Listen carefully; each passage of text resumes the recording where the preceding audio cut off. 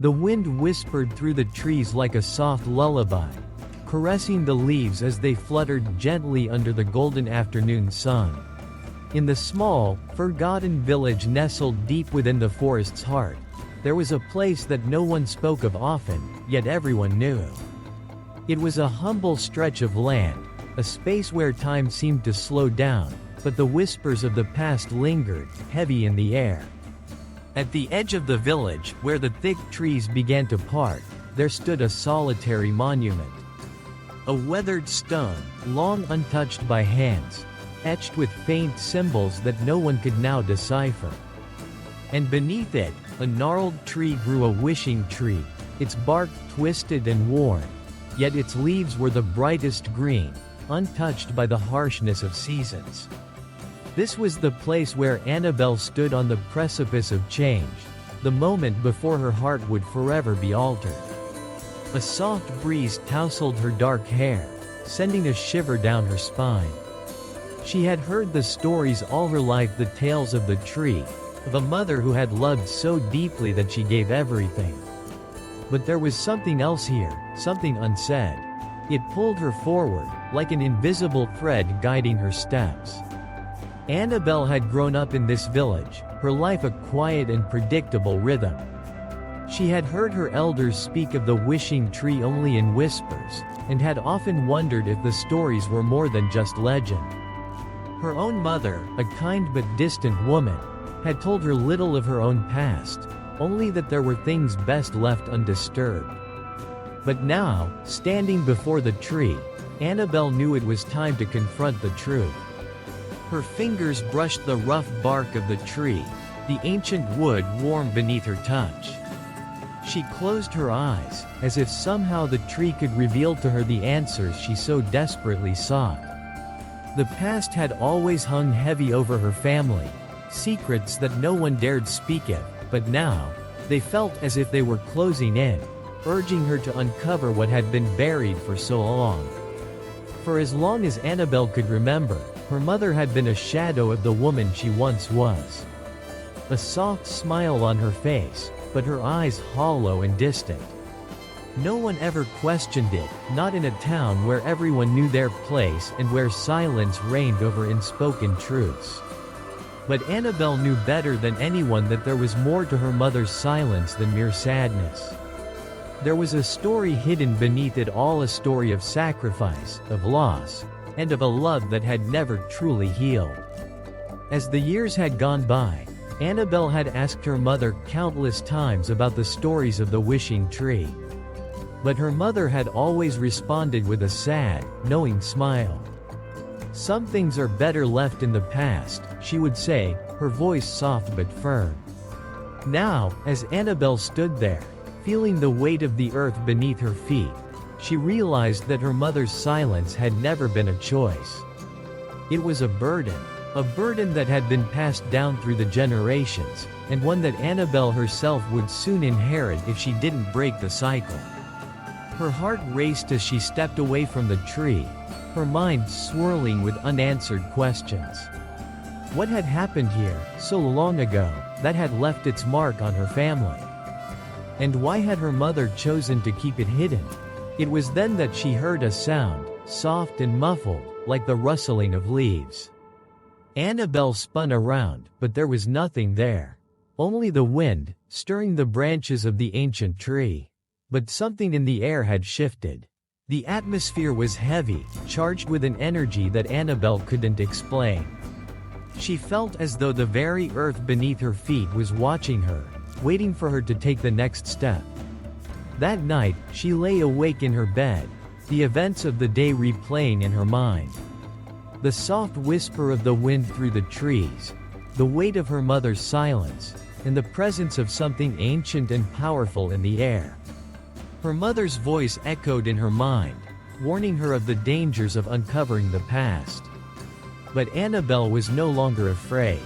She knew that whatever had been buried for so long needed to be unearthed.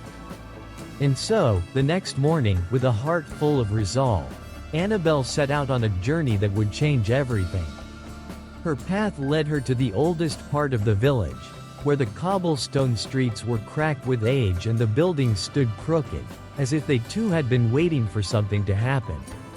The air was thick with the scent of earth and damp stone. Annabelle walked with purpose, her footsteps steady but quick, as though the world itself was urging her forward. She reached the small, crumbling chapel at the heart of the village, its steeple leaning to one side, as though weary from carrying the weight of so many years. The door creaked open, its rusty hinges protesting the intrusion. Inside, the air was cool and still, the faint scent of incense lingering in the air, a remnant of some long-forgotten prayer. In the back of the chapel, behind a weathered altar, lay a hidden room. Annabelle had heard whispers of it from the village elders, but they had always been vague, their words steeped in caution. They had warned her not to venture there, for the room was said to hold the secrets of her family's past, secrets that no one was meant to know. Her breath caught as she pushed aside the heavy curtain, revealing a narrow stairway that descended into darkness. She hesitated for only a moment before stepping forward, her heart thundering in her chest.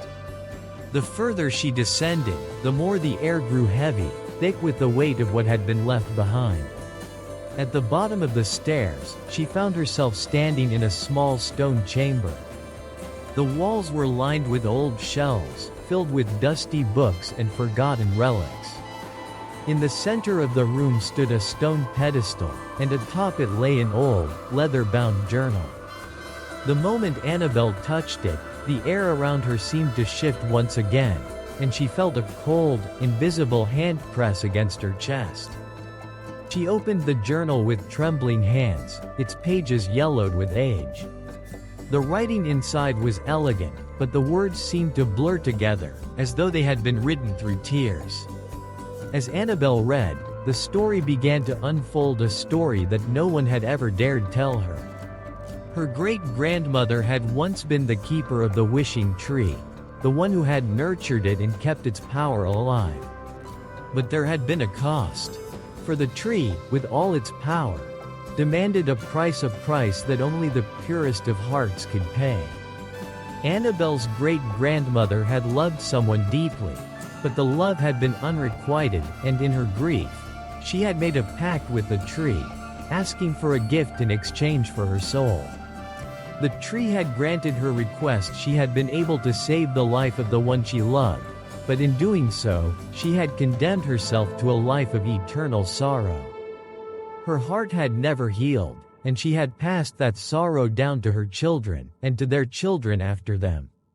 Annabelle's mother had been the last to bear the weight of that sacrifice, her love for her daughter strained by the unspoken burden she carried. And now, it was Annabelle's turn. She realized, with a jolt, that she had inherited the same fate, the same sorrow. But unlike her ancestors, Annabelle was not afraid. She had read the words, understood the sacrifice, and felt the weight of it settle upon her shoulders.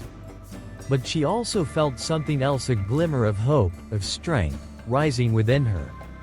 She stood in the quiet darkness of the room, the journal open before her, and knew what she had to do. It was time to confront the past, to face the love that had been lost, and to break the cycle that had bound her family for so long. With one last look at the journal, Annabelle closed it gently, the weight of her decision settling over her. She had learned the truth, and now she would change the course of her fate. As she made her way back up the stairs and out into the light, the wind had shifted once more, its song now one of freedom, not sorrow. The wishing tree awaited her, and with it, a new beginning. In the years that followed, the village changed. The wishing tree still stood at the edge of the woods, but its power was no longer a source of sorrow. Instead, it became a symbol of hope, a reminder that love, though it could wound deeply, also had the power to heal. And as Annabelle stood beneath its branches, her heart full of peace, she knew that the true gift of the tree was not the promise of a wish fulfilled, but the courage to live, to love, and to forgive. The legacy of her mother, and of all the mothers before her, had been honored not through sacrifice, but through the strength to move forward. And in the end, that was the greatest gift of all.